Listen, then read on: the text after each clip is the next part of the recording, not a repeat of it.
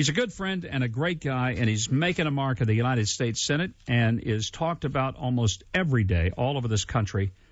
Senator Marco Rubio joins me on the phone. Marco, it's good to have you with me today. Thank you, Governor. Good to be with you. Let me begin by saying something that I don't expect that you are expecting me to say, because everybody asks you, are you being considered for a running mate? And I know, frankly, that's a stupid question to ask, because vice presidency is a job that nobody ever claims to want, and yet nobody turns down. But there's no point in discussing it with people, because it would be incredibly bad form to even discuss it. So can I just tell you we're not talking about that today? Thank you. Because I know what you're going to tell me, and there's no point in it. Especially once a process is underway, you be respectful of the person who's going through it. You've been on that stage at that level, so you know for those guys how hard that is to go through that process. So I appreciate that. Well, and I think that's the point. It is a very thorough process that Romney's team will go through. I want to talk, though, about an area where you have had a level of expertise, and you've also sincerely tried to craft some real solutions, and that's in regard to the immigration issue. The DREAM Act, which was really never off the ground too much in the Congress, is one version, but you have your own approach that I'd like for you to talk about. What is it that you think we can do and should do to make the process of legal immigration easier for people trying to come to this country? Well, let me start by just defining the problem we're trying to address, and that is, and it was brought home to me very recently when a young lady came by our office. She came to this country, I think, when she was 3 years old. She was very young. I don't want to get the age wrong. Might be 4, but very, very young, by her mother. They actually came legally, and her mom had to return to Colombia. I think it was for medical treatment, and upon leaving the country, of course, the visa expires, and now this girl was out of status. She's grown up here since that young age, and she's going to be graduating this month as the valedictorian of her high school and accepted to Dartmouth, wants to study molecular biology, and she has a deportation order. So it doesn't feel right to deport valedictorians who have grown up basically their whole life and now find themselves here through no fault of their own. So the question is, how can we help kids that are in that circumstance, but not do so in a way that would encourage illegal immigration in the future, or create a process in place that people would think is unfair? And that's what we strive to do. And what we've come up with is a concept of applying the existing immigration laws to their circumstances. And basically what it would be is they meet a certain criteria. They have to be here by a certain age. They have to graduate high school. They can't have a felony record. All sorts of things like that.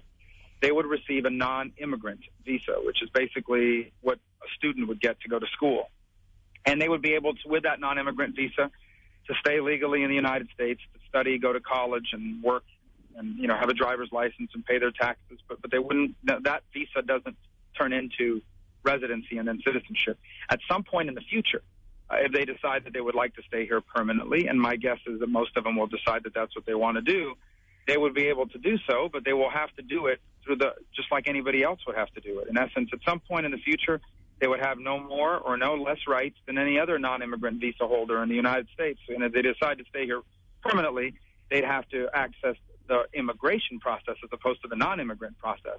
And anyone who has been there before them would be ahead of them in line. The one benefit is, as long as they keep renewing their non-immigrant visa, they would get to stay in the U.S. legally while they waited. And the wait might be considerable depending on which way or which route it is they decide to go. That's different from the DREAM Act. The DREAM Act actually creates a special creates a special category for them that allows them to apply for residency fairly quickly and then citizenship fairly quickly. And then, that leads to concerns that they would use that to then bring in all their family members and, and things of that nature. So we're trying to get around those concerns. And so I'm optimistic that we're going to be able to craft something that deals with this issue in a way that honors our heritage as a nation of immigrants, but also our heritage as a nation of laws. This issue generates so much more heat than light most of the time, and it gets supercharged with emotion, with people saying, what part of illegal do you not understand? And I want to say, what part of a child do you not understand who made no decision about showing up here? And the situation that you described is one that I'm very familiar with, because I know of 2 cases in Arkansas, very similar, almost identical. And the question is, when people say, well, this child is illegal, the point is, the child didn't make a decision, and why do you punish a kid for something his or her parents did? Right. I mean, there's nothing in here for the parents, and that's the one thing we've said, and the DREAM Act doesn't either, by the way, but this bill doesn't apply to the parents. It only applies to the kids. And, again, you can't game the system. You got to be able to prove that you came here at a very young age. You got to be able to prove all sorts of things. But I would equate it to the plight of refugees, and again, the Cuban community where I come from is an example of that. I mean, Cubans didn't have a right to be in the United States, didn't have a legal right to do so, but this country, out of compassion, accepted Cubans here because communism had taken over Cuba, and we felt bad for the people of Cuba.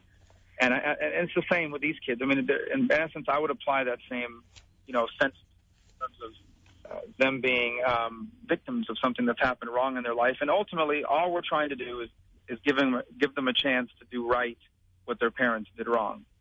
Marco Rubio is my guest. He's senator from the state of Florida. Senator, you seem to actually like the legislative process. You did in Florida. You were Speaker of the House, and you loved it, and you were in the middle of it. And as a senator, you're one of those few guys that get there, and you seem to like this stuff. Well, I respect the Republic. I think what we have is very unique, and so I know it's frustrating, and it takes long, and it can be less than efficient. By the way, it was designed to be that way. I mean, if you look at the way the framers designed the system, they wanted two different bodies and both to be different from each other, and they wanted it to be hard for the government to pass laws. They didn't expect the federal government to pass so many laws and regulations. They never intended for the federal government to be such a prominent part of our lives. So I think when you're trying to do something good, it gets frustrating. On the other hand, I mean, what's the alternative? The alternative is, a dictatorship or less of a republic. And so, look, I still think what we have is special. I still think our republic is very special, and I do cherish that. I wish we had more urgency about issues like the national debt. I do wish there was a little bit more urgency about that. Well, I do too. There's not. I mean, 3 years now, as of last week, and no budget from the Senate. Seems like Senator Reid just is not interested in bringing something to the floor.